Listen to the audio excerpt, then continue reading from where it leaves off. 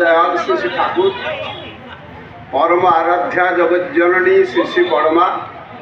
परम पूज्यपा श्री श्री बड़दा, परम पूज्यपा श्री श्री आचार्य एवं संगे श्री श्री ठाकुर परिवार समस्त सदस्यों श्रीपाद पद्मे मोर अनंत कोटि कोटि भूमिष्ठ प्रणाम। आज ये विशेष सत्संग ये मध्याह्न सत्संग उपस्थित वरेण्य प्राज्ञ विज्ञ वरिष्ठ एवं कनिष्ठ ऋतिक मंडली इष्टतपा अधैर्य भाई वृंद इष्ट स्वार्थ प्रतिष्ठापन्नेषु जादव भाई वृंद मातृमंडली गुणी ज्ञानी साधु श्रद्धालु मंडली समस्त जयगुरु श्रद्धा कीर्ति अर्पण करुच्ची। समस्त को स्वागत एवं अभिनंदन जनाऊँगी। आपण मैंने बहु संख्यार ये हॉल टी तो पूरा भाव में संपूर्ण भाव में भर्ती हो जाइए। तार गोटे मुख्य आकर्षण आम मैंने जहाँ सब आलोचना कले शुणिले सी हूँ आमर श्रद्धेय मनी निर्मल कुमार जेना।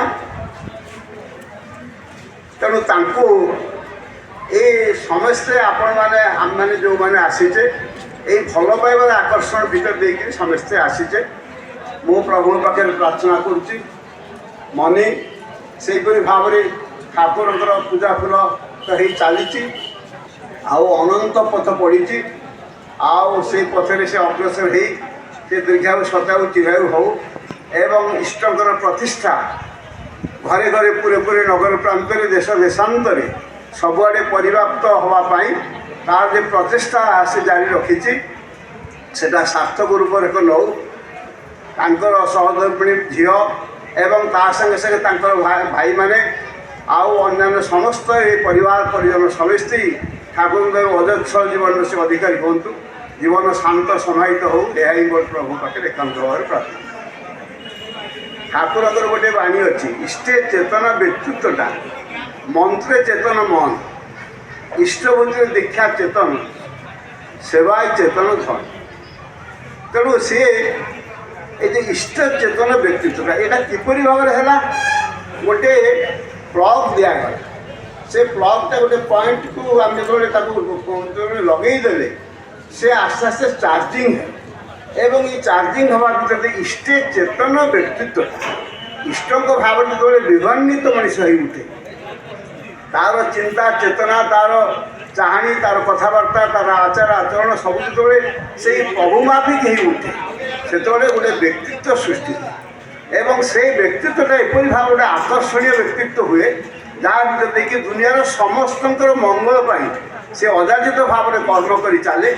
एवं तार भीतर देखिए से समस्ते आकृष्ट ही आस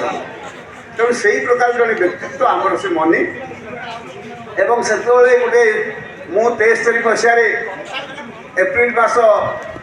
16 तारीख मु श्री श्री बड़दा आशीर्वाद पृष्ठ पवित्र एसपीआर पांजा लाभ करी एवं ठीक वर्षक पर से 74 मसीह से दीक्षा नहीं ये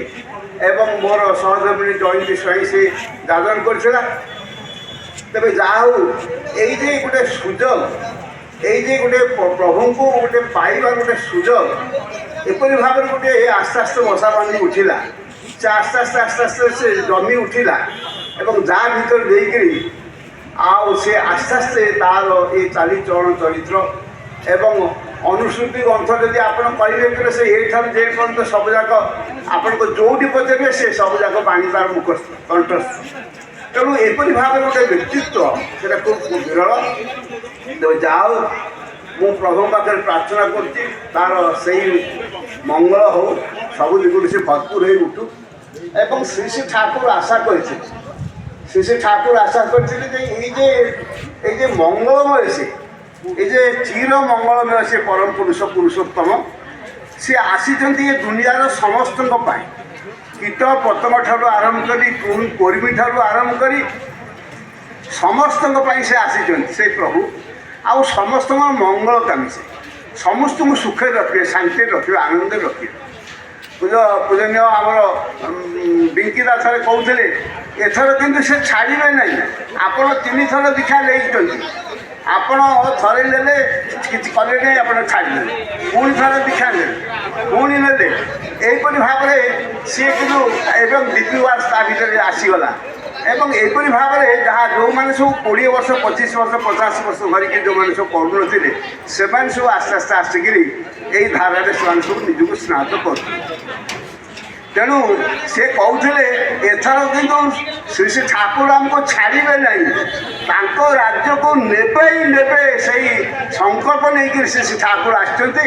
ଏବଂ ଆଚାର୍ଯ୍ୟ ପରମ୍ପରା ସୃଷ୍ଟି କରିଛନ୍ତି ଆଗାମୀ 10,000 ବର୍ଷ ପର୍ଯ୍ୟନ୍ତ। ଯାହା ଭିତରେ ଦେଇକି ଆମେ ଛିଟକି ଯାଉ, ଆମେ ଯେମିତି ଠାକୁର କହୁଛନ୍ତି ଗୋଟେ କୁକୁରଟାକୁ ତମେ ଧରିକି ଟାଣ, ସେ କ'ଣ କରେ ନା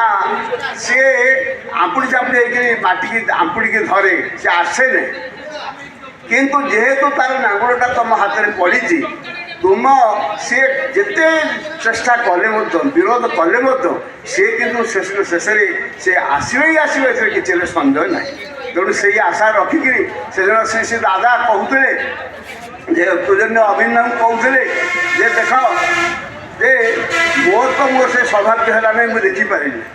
ଆଉ ତୋର ବାବାର ମଧ୍ୟ ସେ ସୁଯୋଗ ହେଇପାରେ ନ ହେଇପାରେ ମୁଁ କହିପାରୁନି, କିନ୍ତୁ ତୁ ଯେତେବେଳେ ଏଇ ବୟସରେ ମୋ ବୟସରେ ଆସି ପହଞ୍ଚିବୁ ତୁ ଦେଖିବୁ ଏ ସବୁଆଡ଼େ ଜଗତ ସବୁଆଡ଼େ ସେଇ ଜୟଗୁରୁ ନାଦରେ ସେ ପ୍ରକମ୍ପିତ ହେବ। ଆଉ ଶ୍ରୀ ଶ୍ରୀ ଠାକୁର ମଧ୍ୟ ଏମିତି ଆଶା କରିଛନ୍ତି ଯେତେବେଳେ ସତ୍ସଙ୍ଗ ଗୋଟେ ଷ୍ଟାଣ୍ଡ ପଏଣ୍ଟ ନେବ, ଗୋଟିଏ ଅବସ୍ଥାରେ ଆସି ସୃଷ୍ଟି ହେବ, ଯେତେବେଳେ ସତ୍ସଙ୍ଗ ଯେ ଏପରି ଭାବରେ ଗୋଟେ ପରିପ୍ଲାବିତ ଅବସ୍ଥାକୁ ଆସିବ, ପୃଥିବୀ ସାରା ଢେଉ ଯେତେବେଳେ ପରିବ୍ୟାପ୍ତ ହେଇ ଉଠିବ, ସେତେବେଳେ ଏଇଟା ଗୋଟେ ଏପରି ଭାବରେ ଗୋଟେ ରୂପରେଖ ନେବ, ଆକୁ 1000 ଚେଷ୍ଟା କରି ମଧ୍ୟ ମୁଁ ନିଜେ ଚେଷ୍ଟା କଲେ ମଧ୍ୟ ତାକୁ ତାର ଗତିରୋଧ ମୁଁ କରିପାରିବି ନାହିଁ। ଏ ଅପ୍ରତିରୋଧୀ ଏପରି ଭାବରେ ଏଇ ଯେଉଁ